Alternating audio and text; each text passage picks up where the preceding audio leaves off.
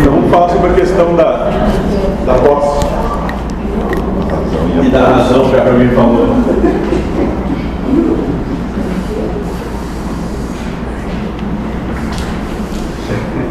Sempre, a qualquer momento, se sentirem chamados a fazer qualquer tipo de pergunta, comentário, passar algum pensamento pela mente que quiserem expor, é só levantar a mão e não me chamar.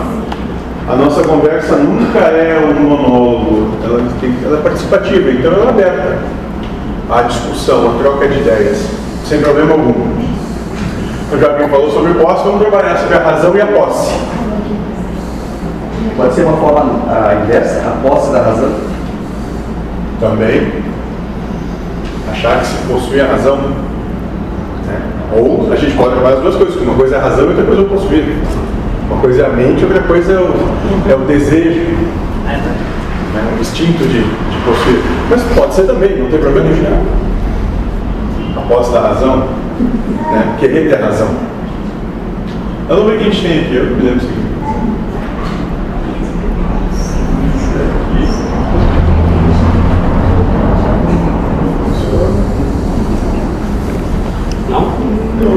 Fecha. Bom, tá bom. Volta lá. Isso. Quem aqui aceita placidamente, ou seja, de forma mansa, dar o seu lugar para o outro, sem que acredite que isso é um ato bondoso? Essa é a proposta da nossa história hoje. Quem aqui desmotivadamente entrega a razão ao outro, concordando com seus pontos de vista? Olha bem a proposta, então. Primeiro, quem que de maneira pacífica dá o seu lugar para o outro? Quem talvez já esteja cansado de... Hã? Quem talvez já esteja cansado. Mas daí porque no final não quer nem ir. Está tão cansado. Não, deixa ir na frente. Vai. Tranquilo. Eu não estou a fim de ir. É diferente. Né? E quem que, sem qualquer motivo, sem qualquer condição, né, dá ao outro, dá a razão, doa a razão para o outro, concorda com o ponto de vista do outro. Porque uma coisa é concordar quando o ponto de vista te é interessante. Outra coisa é concordar quando tu talvez não concorde com ele. Quem é que aceita ser ultrapassado por outro ser humanizado, quer que seja no trabalho ou em qualquer competição? Pô, a gente briga por campeonato de curta distância, né? Você vê quem gosta mais longe. Quem aqui aceita, sem retrucar, quando a ideia do outro difere da sua? E você diz, isso, tá, então tá bom, é isso. Eu não sei o que é, então. Só quem age desta forma é aquele que acredita que isso é certo, e nesse caso está agindo por esta motivação pessoal e não por amor ao próximo realmente. Essa é a proposta hoje. E nós vamos trabalhar isso. Compreender que quando a gente está dando o outro a vaga para estacionar, quando a gente vê que o outro pegou a promoção no nosso trabalho, a gente diz, sim, tudo bem. Né? Quando a gente não discute com o outro, tá bom, tá certo, tudo tá bom, tem razão, tá bom. Assim, no final, né, essa motivação, ela vem porque não está afim de buscar o trabalho de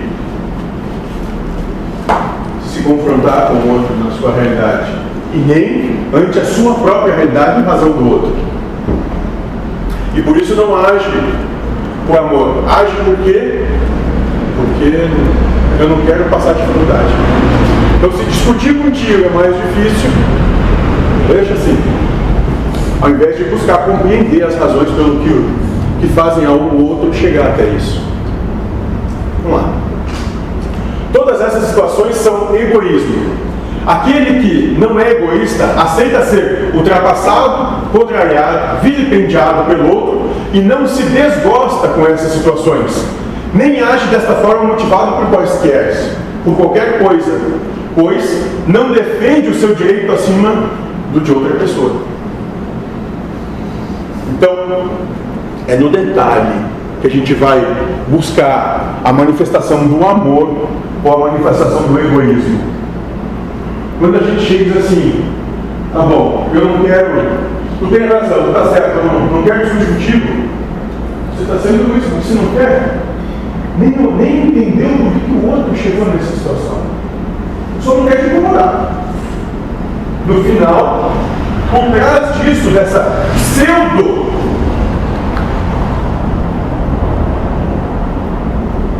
ajuda, esse pseudo amor, tem um ganhar. Porque não busca compreender, não busca se colocar no lugar do outro para ver por que o outro está onde está.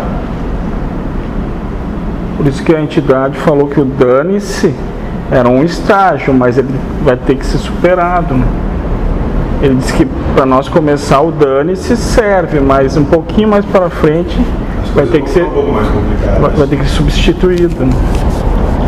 Então vencer o egoísmo é respeitar o direito do outro ser, estar e fazer o que ele quiser, sem que você retruque mostrando o certo. Ah, mas você pode dizer, e se ele me desrespeitar?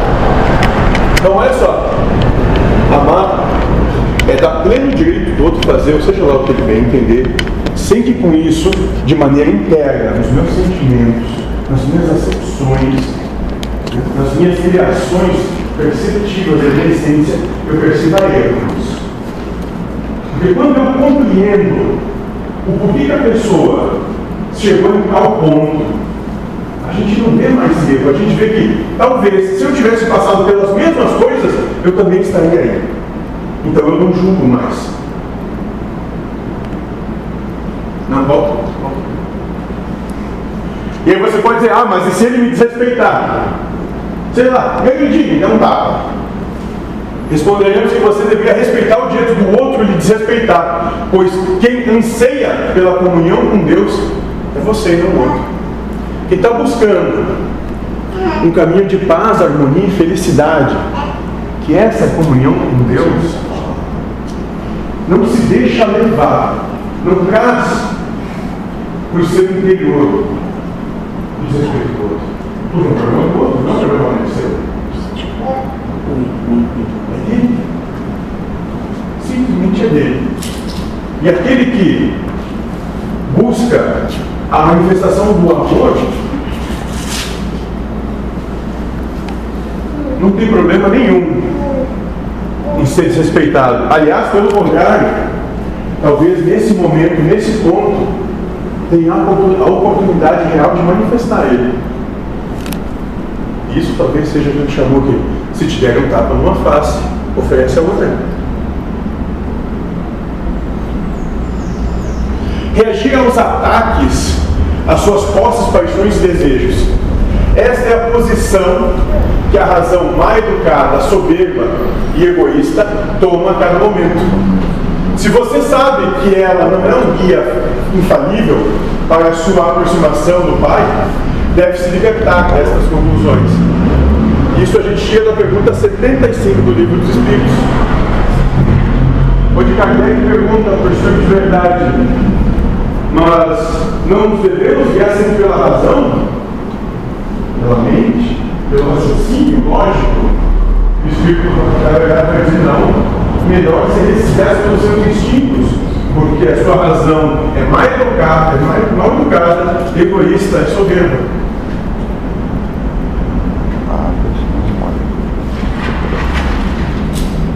Para quem quer aproveitar a encarnação, nós temos um conselho. Não imagine que é fácil descobrir a ação do egoísmo. Ele está escondido no discurso da razão, no pensamento, por trás de uma camada de hipocrisias que justificam a ação egoísta. É preciso que você mergulhe fundo na educação da sua razão para poder descobri-lo. E nós vamos dar exemplo do que a gente está falando. Então a gente tem que compreender que o nosso egoísmo se manifesta por trás do que a gente acredita que é certo. Porque eu posso dizer que certo é por ser o que eu tinha. Porque na minha mente, nas concepções, nas verdades culturais herdadas desse eu trago, da minha família, de tudo que eu experienciei, esse é o meu certo. E realmente, eu acredito piamente que aquilo é certo.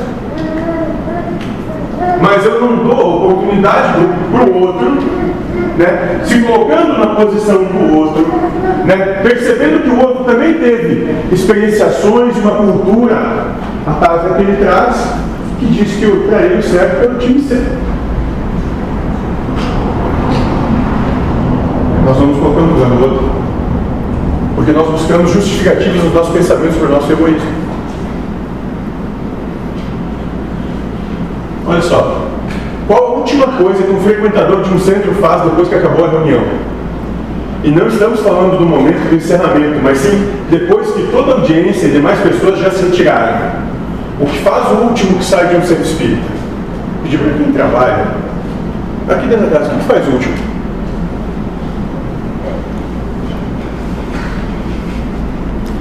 Fecha a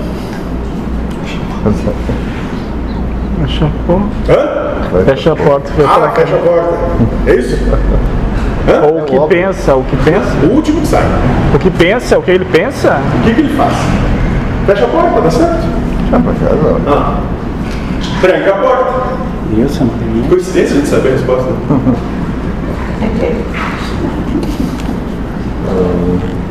Vamos lá. Protege a sua propriedade, não é mesmo? Protege o que julga que é seu da ação de outras pessoas, não é mesmo? Pois bem, em O Livro dos Espíritos, o Espírito da Verdade diz que o homem tem direito à propriedade particular, mas que deve compartilhá-la com todos, como uma abelha faz. Será que trancando o centro você está compartilhando da casa de Deus com os outros? Se alguém quisesse entrar depois que ele já viu, não dá mais, né? Aí é compartilhar demais, né? Porque vem quer dizer,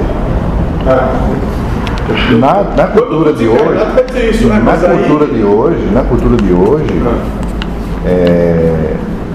há de que se reservar às pessoas ainda não amadurecidas espiritualmente para resguardar aquilo que, no caso, proteger, para que a coisa continue andando, né? Aí vem o que se comumente fala que pode deixar aberto, se tiver de roubar, rouba, se não tiver de roubar, não rouba, mas em algum lugar na Bíblia está escrito que, não sei dizer quantas palavras, mas tem um provérbio árabe que diz: eu confio em Alá, mas eu amarro o meu camelo. Um provérbio árabe: eu tenho fé em Alá, mas eu amarro o meu camelo. Talvez a tua fé seja condicionada, então. Eu acho que não amadureci ainda o suficiente para pensar de outra forma. A proposta é justamente essa: é a gente compreender como é que a coisa se engendra por trás dos panos. E é justamente isso. Não, eu tenho muita fé. Eu tenho muita fé. Mas ao invés de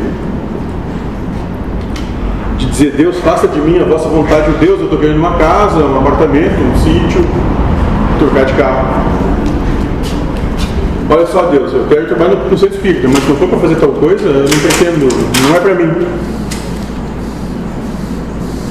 Entende?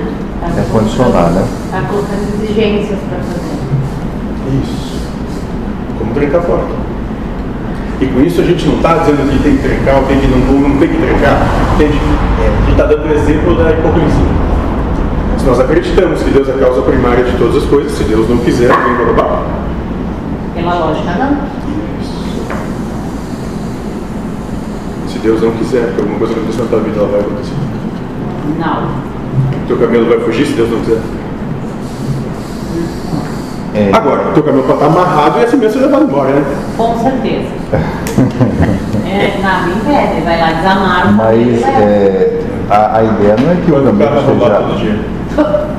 A ideia não é que o camelo esteja armado, é porque atrás do provérbio existe um fundamento, né? Para todas as coisas que se correlaciona. Que um homem Deus, que Deus escreveu. é a causa primária de todas as coisas. Que um homem E que o escreveu. homem Né? também, que Deus também pode provocar a fuga do camelo de repente. Mas que a Bíblia foi escrita pelos homens. Então, por trás disso está o seguinte: mesmo que o camelo fuja, não tenha problema. Ou seja, levado. Não tenha problema. Compreenda aqui, coisas da vida. É exatamente isso. E quando é que a gente pode trazer o camelo para a nossa vida? Quando a gente vai ter que tirar um rim ou colocar um rim. Aí é. O que ele vai fazer pra lá? Quando é que nós Tem que Fez meditar transferência de Não tem bem. resposta pronta não. Vai adiantar tu brigar com Deus? De modo maneira. Então, o que tu pode fazer? Assim, compreender. Isso, compreender. O quanto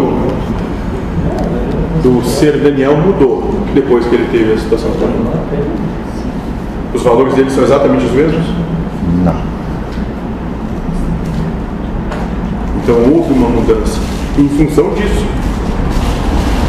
E tu compreende que o engendramento se dá. Bom, já que existiram várias situações e que essas situações moderadas ou um pouco mais pacíficas não surtiram um efeito durante a vida, teve de haver um ponto de mudança.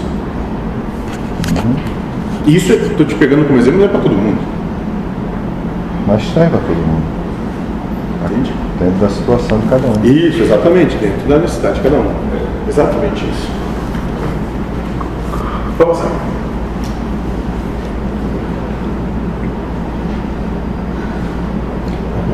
Eis aí um ato do egoísmo realizado diariamente por todos os seres humanos.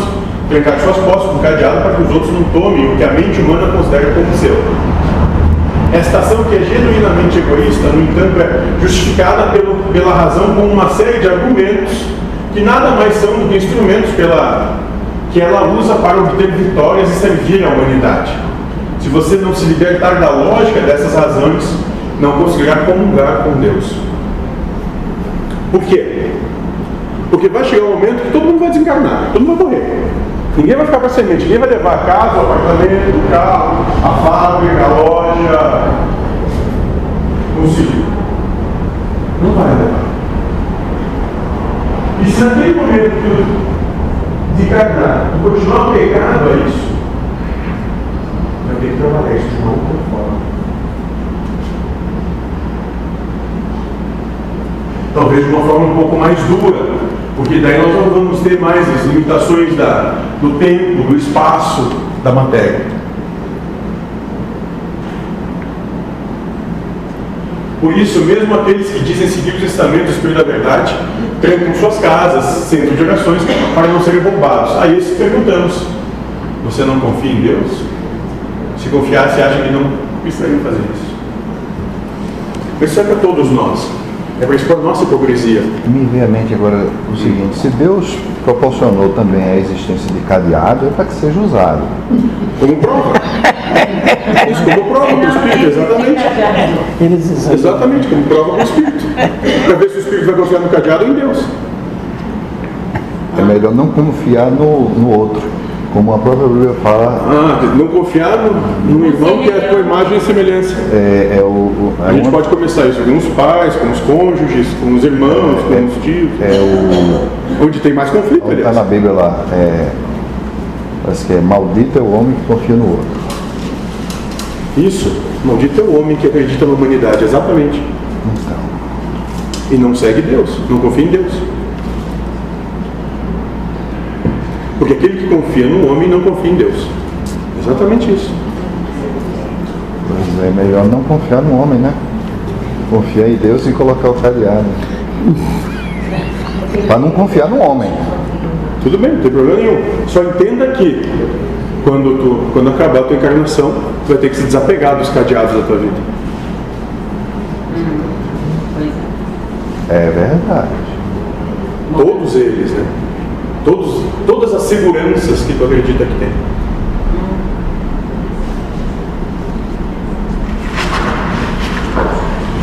Que é justamente o trabalho que a gente veio fazer aqui. Se desapegar dessas seguranças que a gente acredita que tem. O grande problema é que o Deus de vocês é a chave, o alarme, a cerca elétrica. Ela representa o instrumento da sua segurança e não a sua fé no Pai. Como querem aproximar-se dele e ver a felicidade que ele tem prometido, se não confiam nele? Então como é que tu quer chegar em Deus se tu não acredita nele? Então vamos quebrar os cadeados, né? Mas são os cadeados daqui. Inclusive, não estou dizendo que não tem que botar a chave na porta, tem que passar a chave na porta. O que eu estou dizendo é que tu vai ser roubado, teu carro vai ser roubado um dia, tua casa vai ser roubada ou pegar fogo, eu não sei. Isso vai como acontece, até que acontece. E quando isso acontecer, qual vai ser a tua relação com Deus? Olha, já roubaram 2 motos minhas em razão de 2 ou 3 meses diferentes de uma para outra. E eu não tinha o que fazer, não. E quando iam roubar a tua aposentadoria? A mente perturbou. Então a moto talvez não tivesse tanta importância. Não, na moto, na ocasião assim, passam 2 ou 3 dias, mas depois tinha que tocar o barco, né? Mas a aposentadoria ia pegar mais fundo, né? Não, a aposentadoria, se não desse muito jeito também, eu tinha que tocar o barco. Isso. Mas até lá Eu poderia resgatar, né? foi desesperador. Eu ia tentar resgatar. Foi. Ótimo, exatamente. Por quê? Porque em momento nenhum tu disse, bom, que Deus faça Eu confio sua em Deus, vontade. ele vai fazer. Não, mas eu poderia te dito outra coisa, mas o que aconteceu foi isso mesmo. Eu não estava com essa amorosidade na época toda. Sim, Tava- eu sei. tava Tá pegando pensando- só como exemplo. Não tava- A gente pode usar o exemplo de qualquer um na vida diária. Quando a gente perde o emprego, quando a gente fica doente, quando a gente só bate o carro, em qualquer situação da vida. Estou pegando o teu exemplo, entendeu? Porque é mais fácil não estar disposto ao debate. Pois Quando é. o filho fica doente, Mas hoje eu digo o seguinte, não é que eu não vou, digamos assim, ter uma reação. Eu penso que deva ter a reação. Se caso vierem a, digamos, acontecer de tirarem a aposentadoria e tal, com esse negócio de Bolsonaro aí, mas eu sei que não vai passar de um dia ou 2. O ego ainda está com resquícios. Eu sei que ele vai. não resquício, bem enraizado. Bem enraizado, é. Isso. Mas eu penso que não vai durar. Do jeito que eu estou hoje, dentro de uns 3 dias, uma semana, eu já emocionalmente me recupero. A proposta aqui Mas antes não. é se olhar com clareza, com lucidez, de ver que, não, realmente, quando eu digo que estou fazendo alguma coisa em prol do outro, na verdade, eu estou fazendo em prol de mim, porque eu acredito que não é certo.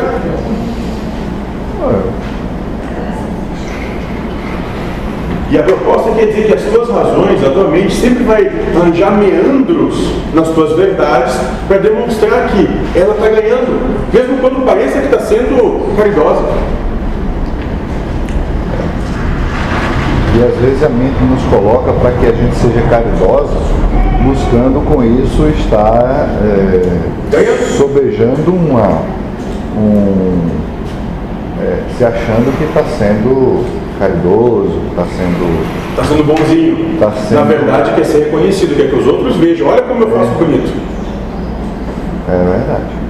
Não está ali de maneira altruísta mesmo, dizendo, nossa, aí, sei que ninguém veja. Essa é a diferença. Então nós estamos fazendo aqui apologia a não trancar em suas casas. Como já dissemos, Deus é a causa primária de todas as coisas e por isso qualquer ação que pratica é perfeita por conta da sua origem. O problema não está em trancar ou não, mas onde reside a sua segurança. Esse é o propósito. Qual é a tua base real? Aí eu me vejo agora a mente o seguinte, que hoje, dentro dessa leitura que estamos Um fazendo, pouco mais alto. eu não tenho medo de ser roubado, mas eu ainda continuo assim com receio. É diferente do medo, né? Hoje acontecer qualquer coisa. Me vem mais à mente a questão do receio. Bom, eu não quero que aconteça, mas se acontecer, né? Sim. Não vou ficar com paura por causa disso. Não sei se é um exemplo parecido, mas Eu também não estou julgando. A personalidade de um colega meu, ele atravessava a cidade se a mercadoria do outro lado da cidade fosse 1 centavo mais barata, e ele ficava horas no telefone brigando por centavos. Ele perdeu um filho com 2 anos. Não tem que relação, né? Mas nada valeu, comparando, né? Daí ele mudou um monte. A ligação seja diferente do valor do... Ele melhorou um monte depois disso tudo. Ele deixou de ser menos avarento, né? Mas não estou dizendo que ele é o gênero de prova dele que ele escolheu. Mas assim, a matéria, comparando a outras perdas, né? Ela fica lá embaixo, né? Então talvez ele teve 20 anos, sim, 25, 30 anos de oportunidade para não desenvolver, para não possuir, né? Não acreditar que a posse seja a coisa mais importante.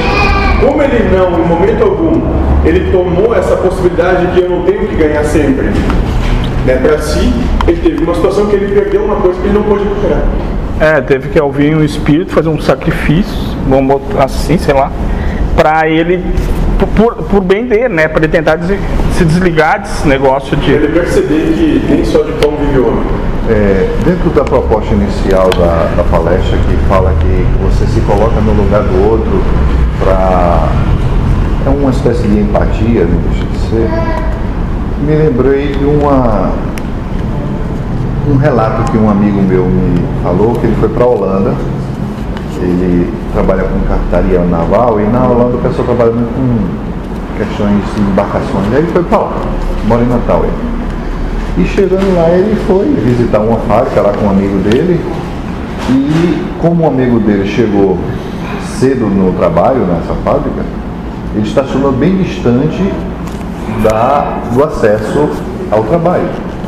E aí ele perguntou: poxa, a gente vai andar um bocado aqui, aquele pátiozão grande, né, daquela fábrica imensa, a gente vai andar um monte para chegar até lá, porque você estacionou tão longe, podemos estacionar perto. Aí ele disse assim: é porque eu chego cedo, eu tenho tempo de chegar lá na porta, mas o colega, o amigo, que chega atrasado e ele vai colocar longe, vai se atrasar ainda mais. Então é bom que eu deixe a vaga mais próxima para os que chegam atrasados. Perfeito. É uma evolução cultural, né? Entendi. Não, perceber que com isso ele não teve uma perda, ele só deve caminhar um pouco mais, mas o todo, o coletivo, ficou mais harmônico. Porque aquele que realmente, sei lá, por qualquer motivo que possa acontecer, não tenha conseguido chegar naquele momento, teve a oportunidade de não se atrasar ainda mais. Por quê? Porque, sei lá, alguém olhou e disse: não, eu não preciso ganhar. Eu não preciso estar aqui na porta. Eu acho que naturalmente a gente nem, quando está nesse estágio de espiritualidade, nem se pergunta isso. Mas isso acontece naturalmente. Porque não tem problema nenhum. Então não estamos fazendo de apologia a não trancar em suas casas. Como já dissemos, Deus é causa para todas as coisas, por isso qualquer ação que pratique é perfeita por conta da sua origem. O problema não está em trancar ou não, mas onde reside sua segurança. Passa, cara. O egoísmo, ou seja, a defesa de seus interesses, estará sempre presente no ser enquanto ele estiver no mundo de provas e expiações. E essa é a proposta. Perceber que a gente está sempre defendendo os nossos interesses, mesmo quando a gente disfarça esses interesses numa proposta altruísta. Ou seja, não, volta. Enquanto vocês encarnarem neste mundo, terão sempre a intenção de proteger seus bens. Isso não pode ser mudado, pois, como já dissemos diversas vezes, é característica primária do espírito que encarna aqui para provações. Ele só se encerrará quando este mundo for superado. E para isso é preciso que confie em Deus acima de todas as coisas. Então a proposta dessa nova percepção é isso. É compreender que atavicamente nós temos essa intenção de trancar a porta, de guardar o carro, de não deixar mais o filho nem sair para a rua, de medo que pode acontecer qualquer coisa.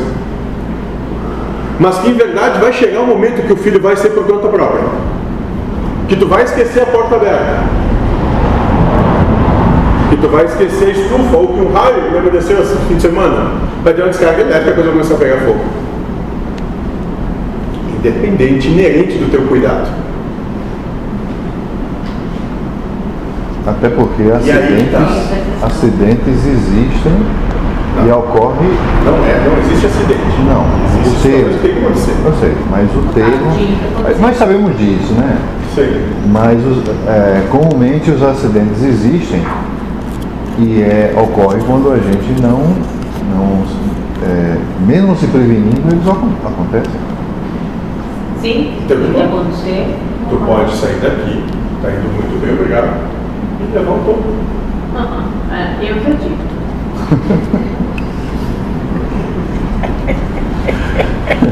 Passem as chaves nas portas, coloquem alarmes e cerca elétricos para protegerem suas propriedades que consideram como privadas. Mas não acreditem que essas coisas vão protegê-los. Aliás, não é isso mesmo que acontece. Quanto mais o ser humanizado providencia sistemas que protejam a sua propriedade, quando o ladrão quer, como vocês dizem, nada impede de roubar. Portanto, estas coisas não são dignas de confiança. Mas aquele que se entrega ao Pai, mesmo sendo assaltado, jamais vai se sentir perdido, porque foi roubado. E essa é a proposta. Compreender que quando as coisas acontecem com a gente, tem alguma coisa, algum fundo espiritual por trás disso. Por que elas acontecem? Por que eu fiquei doente? Por que eu fui roubado? Por que eu bati o carro? Qual é a proposta espiritual por trás dessas coisas? Não é porque Deus é um déspota, um tirano, e diz, hoje eu escolhi para ser ganhado. Mas tem alguma coisa por trás disso. E que no nosso dia a dia, comumente, a gente vai poder alcançar isso. E por falar em ladrão, sabe quem é este ser humano?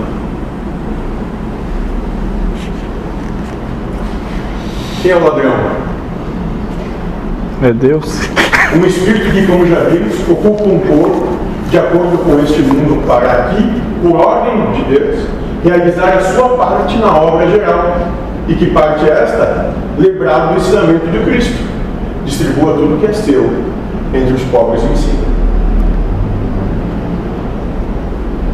Então, quando tu vem com uma prova, um gênero de prova escolhido, que é o desapego, né? Tu encarna, e essa vida vai te focar numa família que, via de regra, vai te dar valores onde tu tem que te apegar. Ou seja, vai te dar valores que o dinheiro é importante, os seus materiais são importantes, e tu tem que cuidar disso, isso é o mais importante.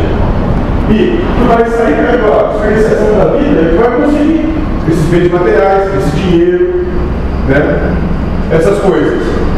E a partir disso, a partir do momento que tu conquistar elas na tua vida, no teu dia a dia, na tua luta, Deus vai começar a te colocar sutis provas para ver se tu te desapega de tudo que tu pensa que conquistou. E em algum ponto, né, tem um breakpoint, ponto de parada, onde, bom, tu não compreendeu a mensagem até aqui, então aqui tu tem que ser roubado, tu tem que bater o carro, tua casa tem que pegar fogo, tu tem que aprender a despossuir, de um jeito ou de outro. Não foi pelo amor, vai ser pela dor. O ladrão é aquele que lhe retira suas posses que Cristo disse que você deveria abrir mão. Ele não é um bandido e nem entrou na sua casa porque esta foi a sua escolha. Ele foi dotado como instrumento de Deus para que você tenha uma provação. Nesse momento, como em todos os demais da sua existência, Deus estará lhe perguntando: e agora? Você vai amar mais a mim ou as suas propriedades? Vai amar a Deus sobre todas as coisas e o próximo como a si mesmo? Ou vai amar mais a tua televisão? Essa é a proposta que engendra a vida. Às vezes, por bater o dedinho no móvel, a gente nega Deus. E a partir daí a gente começa a se perguntar, pode se perguntar: onde está Deus na minha vida? Deus está vivo ou está morto? Deus existe para mim só quando me é interessante? Ou Deus está em tudo e Deus é tudo em todos? Como Cristo ensina, né? Quando perguntam o que é Deus, ele diz que Deus é tudo. E tudo é tudo mesmo.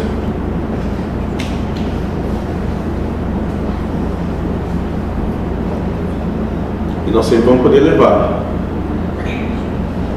pela dor, achando que foi grandemente injustiçado, ou pelo amor. Aconteceu, paciência, vida que segue. Vamos embora. Perguntas?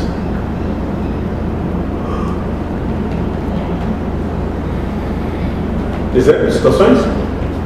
É que nem um corredor, né? Tropeçou, caiu, levantou e foi. E o outro tropeçou, caiu, e daí empaca ali. Ficou sentado se lamentando que caiu. Entra numa fúria imensa e não corre mais. E quando vê, deixou de andar só porque escorregou. É exatamente isso. Porque ele prefere ficar murmurando. A gente é criado nesse sistema. Já vem dos pais. Para acreditar que tu tem que ganhar, que tu tem que ser reconhecido, que tu tem que ter prazer e que tu deve possuir. Os 4 anos. Tu tem que ser saciado. É exatamente isso. O sistema humano de vida diz que tu tem que ser saciado. Mas ele esquece de te comentar que é impossível saciar o ego. Basta ver. A gente chega lá nos 17, 18 anos, querendo comprar um carro velho. Né? Gol BX, eu tive um. Quadradinho, motor de Kombi, Brasília, sei lá o que é. Aí tu, daqui a pouco, é um carro menos velho. Aí tu consegue ter o primeiro carro 0, 1000. Aí depois tu quer um carro melhor, 2.0. Aí depois a caminhonete, quer uma caminhonete. Aí quer a caminhonete importada. Aí quer o helicóptero, o avião, a nave espacial, o asteroide, a lua. A questão é que tu nunca deixa de querer outra coisa. Nunca está feliz com o que tem. Sempre está almejando outra coisa. Qualquer outra coisa. Esse é o problema. A gente não sabe ser feliz com as coisas que Deus dá pra gente. A gente não sabe chegar e dizer que tá legal assim. Tem mais é mais problema. Aliás, eu não me lembro do Cristo dizer que teve 22 fazendas, 6 carros, né, e 4 casas. Mas me lembro que ele não tinha nem sapatos, né? Tinha que andar descalço. Quer dizer assim. Mais alguma coisa?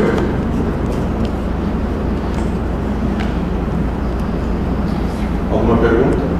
Não? Sim. Em relação ao querer sempre mais. Perfeito. Uma pessoa sem eu querer alguma coisa, também não deu objetivo. Aí tá. A grande questão é que tu não precisa possuir coisa alguma para ser feliz.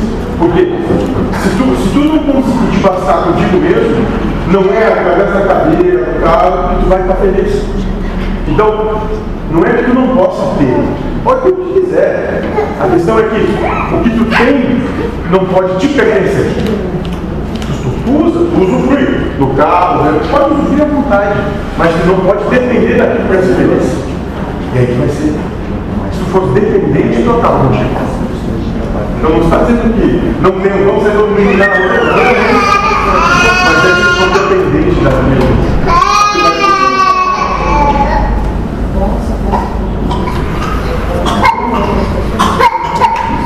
Mais uma pergunta?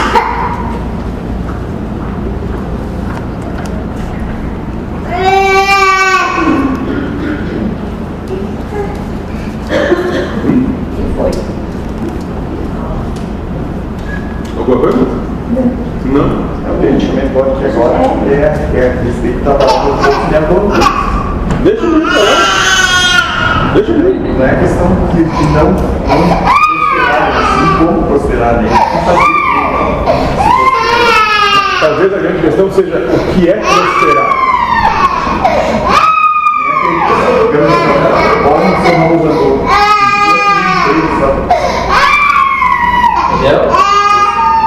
Progresso, de vida, trabalho, as famílias que estão envolvidas.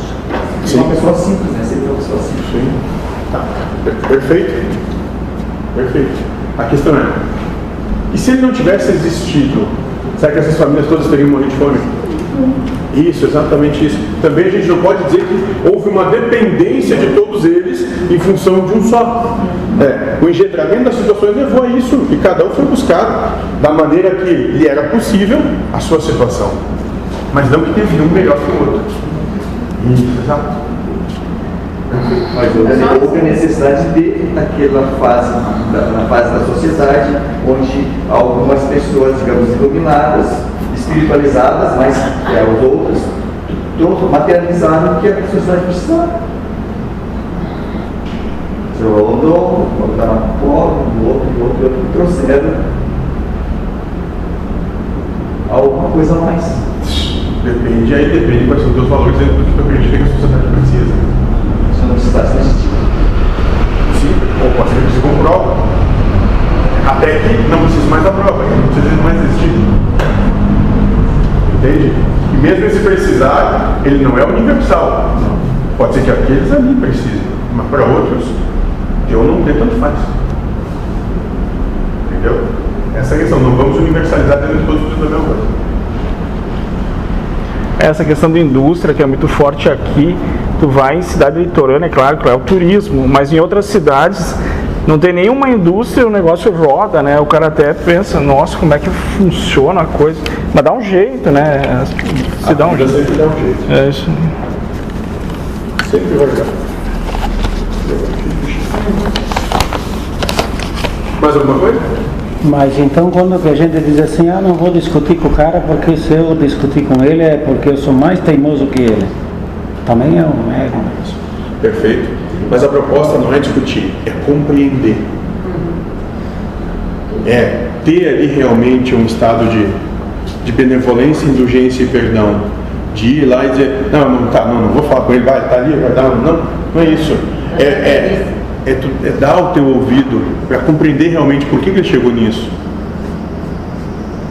E aí talvez tu esteja prestando caridade de verdade. Mas de peito aberto, sem apontar, julgar ou induzir. Sempre vai contar o que está sentindo na hora, né? E deixa ele contar. Seja lá quem for e seja lá o que for. O momento de trabalho é todo o momento. O momento de acolher o teu próximo, amar o próximo como a si mesmo é todo o momento.